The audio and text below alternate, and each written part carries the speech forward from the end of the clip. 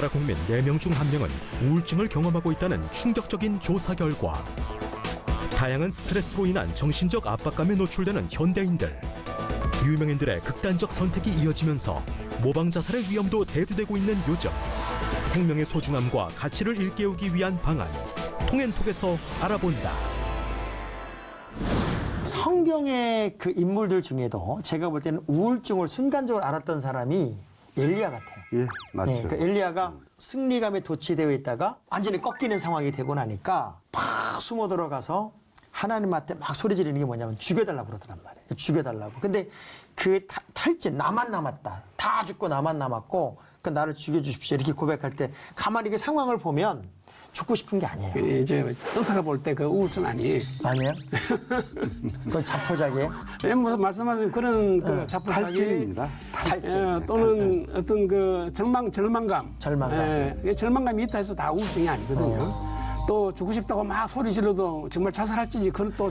내가 보니까 죽고 싶은 게 아니에요. 왜냐하면 예. 죽고 싶으면 안 도망갔으면 죽어요. 예. 근데 안 죽을 만큼 도망가 놓고 죽여달라고 그러더란 말이에요. 그래서 이제 그 정신과 의사들 중에도 성경에 나오는 아무개가 우울증이 있었다고 예시를 들어서 뭐 이렇게 책을 쓰고 이러는데 그건 그냥 그 사람이 나 우울하다 하고 하니까 그래 너 우울증이야라고 하는 것과 같아요. 그 사람이 우울증인지 확실히 알려면 정말 죽을 사람인지를 확인해 보려면 이제 다른 그 여러 가지 그 인생의 자료들을 살펴보고 현재 그 후에 그 사람이 어떻게 했는지도 보고 판단을. 근데 우리가 살아가면서 아마 그 우리나라 사람들은 언어 자체가 사실은 뭐 죽는다는 단어를 참 많이 써요. 그렇죠. 죽는다는. 왜냐하면 맛있어 죽겠다. 예.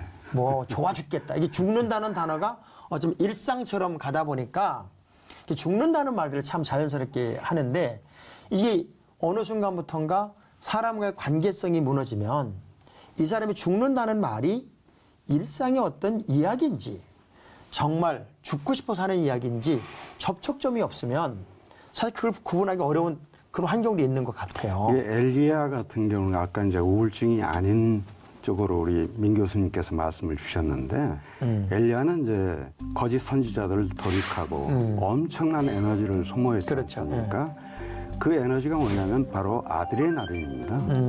그러니까 아드레날린이 과소모가 돼가지고 완전히 탈진해버린 거예요. 그런 이런 분들이 꼭 우울증을 앓는 것처럼 이렇게 느껴지죠. 무기력에 빠지기 때문에.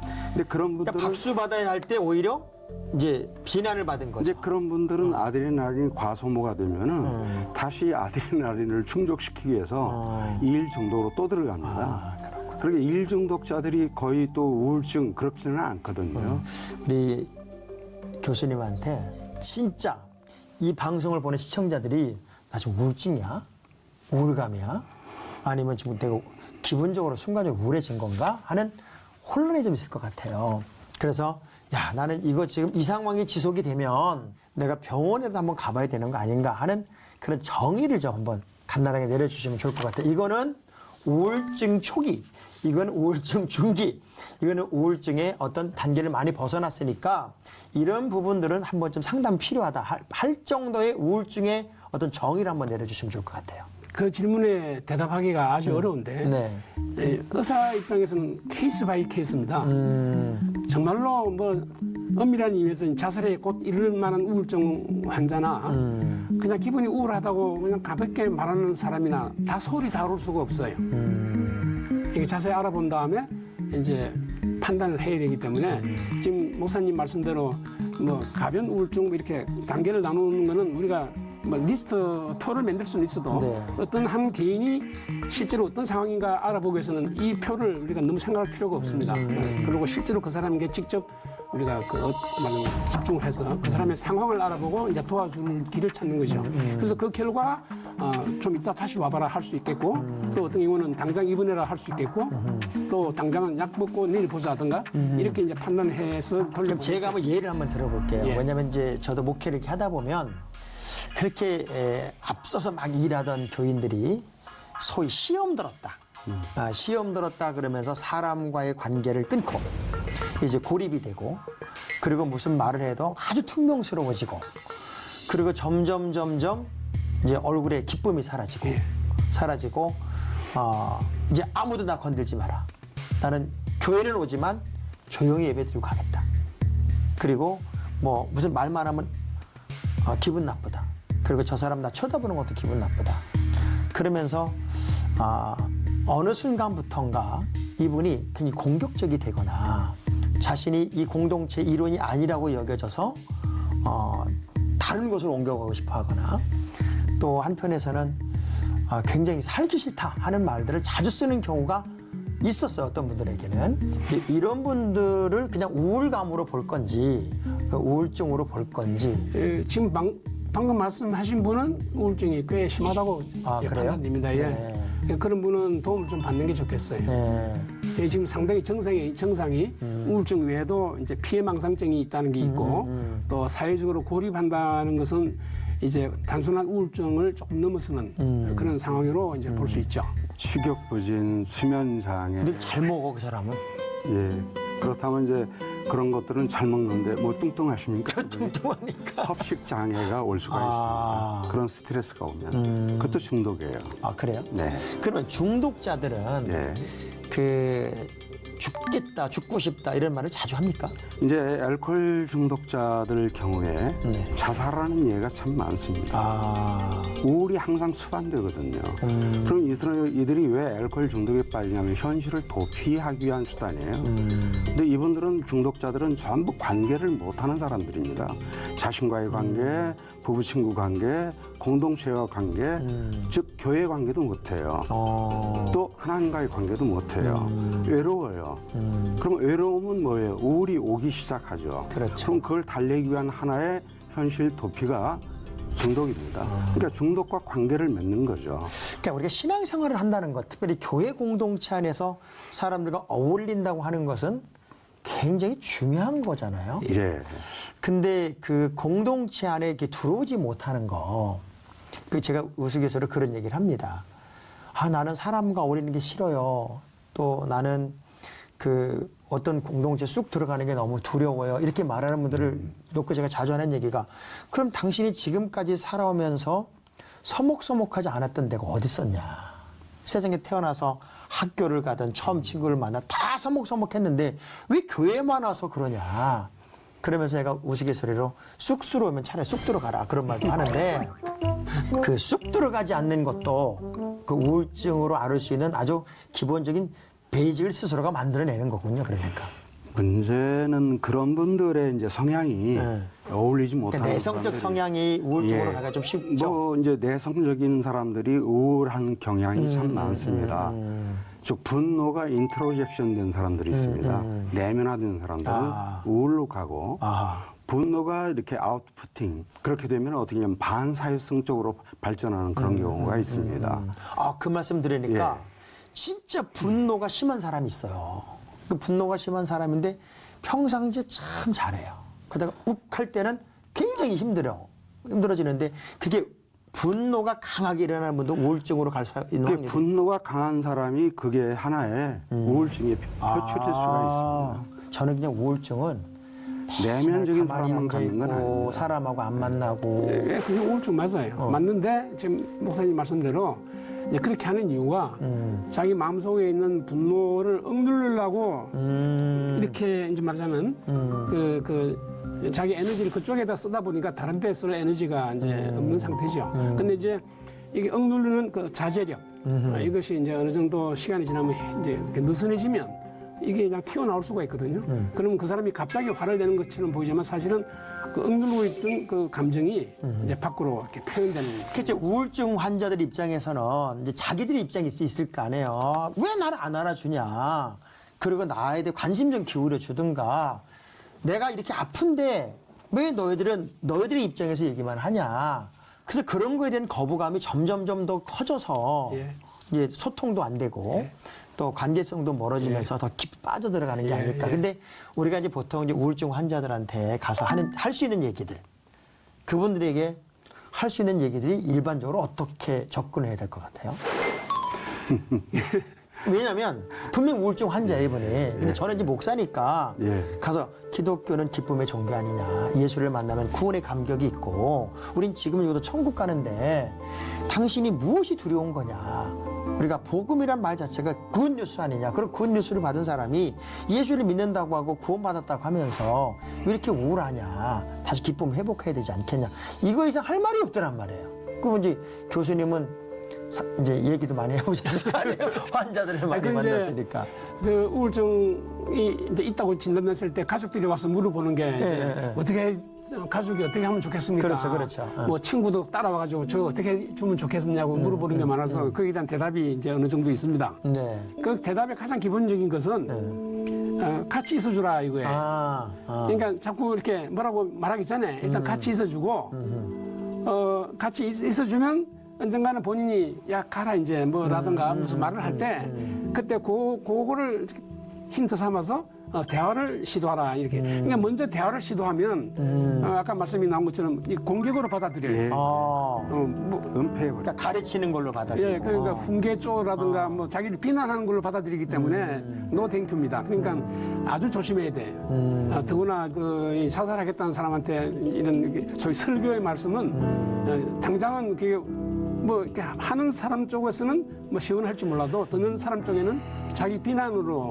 들리기 때문에 일단 be with, 그러니까 같이 있어주고 필요할 때 응해주지만 그렇지 않으면 이렇게 옆에서 앉아서 이렇게 내가 네가 부르면 언제든지 내가 너 도와줄 마음이 있는데 필요하면 얘기하라. 그래 내가 너를 떠나지는 않겠다 지금 요 근처 어디 있겠다. 사인만 보내라. 그럼 내가 달려오겠다. 이런 태도를 보이는 것이 가장 좋다고 우리가 충고해 줍니다. 근데 그게 가족들 특히 부모가 그렇게 하기 힘들어요. 그렇죠. 막 잔소리합니다. 짜증이 나지. 예, 그러고 그냥 문 닫고 나가버리고 그럼 쫓아가죠. 근데 그게 참 그 어려운 일인데 하여튼 우울증에 걸렸다 그러면 그게 원칙. 왜냐하면 그게 이제 금방금방 낫는 게 아니고 이제 오래 가다 보니까 또 이만큼 했는데 또 원점이고 이만큼 원점이 그렇게 원점으로 자꾸 가다 보니까 이제 부모 입장에도 탈진하고 또 한편에 내가 이만큼 노력했으면 너도 이만큼이라도 와야 될 거 아니냐라는 보상 심리도 있고 이제 그런 것들 때문에 근데 사실 교회의 그 성도들이 까닭스러운 교회를 만나면 싫어요. 그러니까 성경은 원수를 사랑하라고 그래 돼 있는데 조금 까닭스러운 사람을 만나면 배타적이 돼버려요. 이게 우울증이나 정신질환을 가진 사람들이 교회에서 목회자들을 만나고 아니면 지도자를 만나요. 근데 천편일률적으로 기도하고 말씀을 보자, 회개하자, 믿음이 부족한 거다, 사탄이 너를 지금 노리고 있는 거다. 이런 그 이원론적인 접근을 늘 합니다. 네. 그러니까 이분들이 내 마음을 알아주는 사람은 아무도 없네. 더 우울해집니다. 그렇구나. 네. 기도가 안 나와요. 우울과 좌절에 쌓여서 기뻐할 수 없고 감사할 수 없고 기도할 수 없는 사람에게 설교를 항상 기뻐하라, 범사에 감사하라 이렇게 설교를 합니다. 근데 기도가 안 나오는 사람이 그 설교가 먹히질 않아요. 나는 여기서 이방인이구나. 그러니까 실질적으로 이 사람들이 자기 고통을 들고 교회를 옵니다. 예, 교수님 말씀 또 우리 수원님 말씀 들으면서 우리 기독교인들이 너희들은 우울하면 안 돼라고 하는 어떤 기준은 가지고 있지만 현재 우울한 사람들에게 나는 좋은 친구가 되어주는 도전, 좋은 친구가 되어주는 노력 이런 시도들이 이제는 좀 더 필요한 때가 되지 않았나. 왜냐하면 우울증 환자가 점점 많아지잖아요. 이제 그런 노력이 교회가 지금 우리가 많이 얘기를 합니다만 정신 건강에 대한 세미나를 제가 목사들에게 한 일이 있습니다. 그것도 한 학기 동안 이상 심리학을 가르쳤어요. 목사들이 열광을 하세요. 처음 듣는 얘기다 그런 얘기입니다. 문제는 목회자들이 이런 우울증이 뭔지 이상 심리학이 뭔지 정신 건강이 뭔지에 대해서 먼저 알아야 됩니다. 그래야 도와줄 수가 있습니다. 근데 문제는 웬 교회에서 그런 정신과 의사하고 장로님이신데 이분이 한마음 코인원이라는 공동체를 만들고 교회에서 매주 정신건강 세미나를 몇 년 동안 해주셨습니다. 엄청난 파장이 일어났어요. 그래가지고 거기에 다른 교인들도 그 교회 가서 그 강의를 듣겠다고. 그래가지고 이제 어떤 문제가 됐냐면 그게 너무나 인기 있는 프로그램을 정착했는데 요즘은 그분이 지금 자기 사역만 하고 있습니다만은 이런 것들이 각 교회마다 좀 있었으면 하는. 왜냐하면 이제 점점점 고립되는 교인들이 많아져요. 교회는 이제 목장이든 구역이든 이렇게 소그룹 모임도 있고 동아리 모임도 있고 그런데 절대 안 들어가는 분들이 있어요. 이 절대 안 들어간다는 왜 안 들어가냐 그러면 일단 사람이 싫다는 거예요. 간섭이 싫고. 예. 그래서 친구가 될 수 있는 환경을 좀 그들도 만들어줘야 되는데 아예 마음을 딱 닫아버리니까 요즘 뭐 새로운 공동체 누구라도 다 남인데 내가 그 어떤 그 사명감을 가지고 진짜 교육자가 아니면 그분을 다 쫓아가서 달려가서 계속 케어해주고 그것도 어느 정도지 끝까지 감당하는 게 쉽지는 않은 거죠. 그것도 이제 한번 이렇게 생각하실 수가 있습니다. 우리가 대화가 여러 가지가 있는데 즉 사건 중심의 생각의 대화는 우리는 많이 합니다. 근데 생각과 생각이 이제 부딪히면은 우리는 마음의 대화로 진전을 못 합니다. 근데 그런 분들이 어떤 분들은 마음의 대화를 할 수 있는 대상을 교회에서 발견하지 못했다는 겁니다. 그러면 진정한 의미에서 교회가 마음의 대화를 할 수 있는 어떤 공동체나 프로그램을 가지고 있느냐. 자, 교회는 소그룹이 굉장히 많습니다. 그럼요. 특징입니다. 또 많이 모이는 공동체입니다. 그러면 이 전략 요충적인 역할을 가정사역을 할 수 있는 전략 요충지가 어쩌면 교회입니다. 근데 그걸 못하고 있습니다. 근데 못하는 것도 뭐 못할 수도 있다고 보지만 일단 마음을 안 열은 때 왜냐하면 소그룹 속에 누군가 하나는 있어요. 예. 그분에게 우리 나머지 동역자들이 다 노력을 해보고 애를 써보고 하지만 전문가가 아니다 보니까 예, 저는 이렇게 생각해요. 예. 이런 경우에 저도 생각을 많이 해봤어요. 나 정신과사인데 크리스찬이니까 환자 볼 때 같이 기도하자라고 할 수 있을까? 예. 또 안 믿는 환자한테 예수 믿으시오. 그러면 우울증이 아마 예수님이 당신의 친구요.